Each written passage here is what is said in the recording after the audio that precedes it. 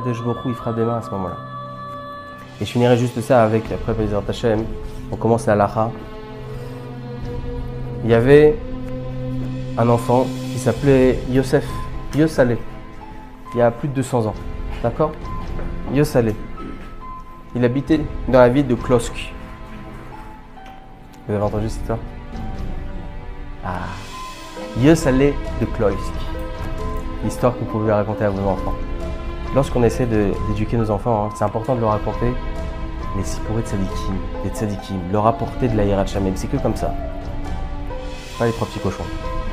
D'accord? Je plaisante. Et donc Yosalé Miklosk, c'est lui qui faisait toute la pagaille dans la vie.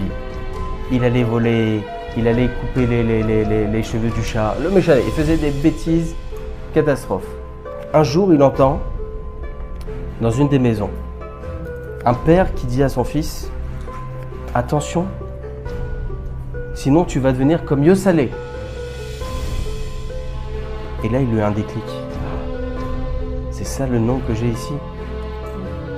Il est rentré chez lui et il dit, papa, maman, je vais à la yeshiva à Vologine. Le Rabbi Chaim et Vologine, l'élève du Gaon de Vilna. C'est le début des grandes yeshivot, les yeshivot akdoshot. Tout est sorti de Rabbi Chaim et Vologine, du Gaon de Vilna. Et les parents, ils disent, bon, vas-y, casse-toi, t'as rien à faire ici. T'as rien à faire ici, vas-y, va faire soi-disant ta Hazara Bichouva là-bas, tu vas rien faire du tout, tu vas voler tout le monde là-bas aussi. Vas-y, pars-toi. Il part. Pour rentrer dans cette yeshiva, il fallait avoir un minimum, une fois le chasse, 2 fois le chasse, à l'âge de 9 ans, 10 ans. D'accord? Il va là-bas, il y avait une queue énorme pour pouvoir rentrer dans la yeshiva. Il pousse tout le monde avec son sac à dos. Il rentre chez Rabbi Chaim et Vologine, il dit Godrav, je rentre à la yeshiva. Rabbi Chaim et Vologine. Imaginez-vous un instant, vous allez comme ça chez Rabbi Chaim Kanevski, d'accord?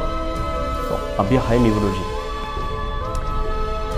Et là, Rabbi Chaim et Vologine, il dit Godrav, il n'y a pas de question à se poser, je suis dans cette yeshiva. Rabbi Chaim et Vologine avait sa Kedusha et sa Tahara, il a vu que ce jeune homme-là, il avait un potentiel. Il a dit d'accord, tu rentres dans cette yeshiva.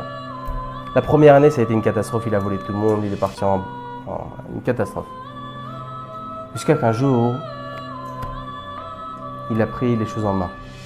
Il a pris une Gemara, il a commencé à étudier. Une Gemara, 2 Gemara, 2 Gemara, 3 Gemara, etc., etc. Et Baruch Hashem, il a évolué. 1 an ou 2 ans après, il reçoit une lettre de sa mère. Elle dit, regarde, je ne sais pas ce que tu fais maintenant à Vologine. Ce qui est évident, c'est que dans la rue du commerce de ton père, tout a brûlé. En l'occurrence, le commerce de ton père. Donc, après tout ce que tu nous as fait, viens au moins aider ton père dans la parnassa. Il voit cette lettre, il dit, j'ai fait tant de mal à mes parents, c'est ce que je vais faire. Il fait ses valises, il va faire montrer la lettre à Rabbi Chaim et Vologine. Et là, Rabbi Chaim et Vologine, il dit, regarde, ne me pose pas de questions. Mais s'il te plaît, écoute-moi, reste là. Reste à la yeshiva. Je ne mettrai jamais en doute la parole d'une maman, Chaz de Shalom. Mais là, s'il te plaît, ne pose pas de questions, écoute-moi. Et il écoute le Rav. 1 an après, il reçoit une autre lettre. Regarde, je ne sais pas ce que tu fais. Mais là, ton père, non seulement il a plus de parnassa, mais il est tombé gravement malade. Viens le voir. C'est peut-être les derniers instants. Il va voir le Rav et il dit, Godrav, je suis obligé de partir. Rabbi Chaim et Vologine commence à pleurer, il dit, s'il te plaît, reste. Reste. Et là, le jeune homme dit, Godrav, pourquoi? Il dit, s'il te plaît, ne pose pas de questions. Tu fais ce que tu veux. Mais si tu veux m'écouter, reste.